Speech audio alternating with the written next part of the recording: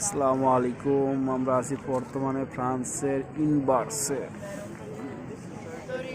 এখান থেকে দেখা যায় এটার সাথে দেখা আছে এখন ফ্রান্সের পুরো ফ্রান্স শহরটা। সাইডে তালা ঝুলেন আছে, তালা মারে দাদা ছবি আছে, কোন দাদা কি জানে, তালা বাবার ছবি আছে। হ্যাঁ, অনেক সুন্দর জায়গা, পুরো শহরটা দেখা যায় এখান থেকে। এখানে অনেক অনেক উপরে আছি বর্তমানে আমরা।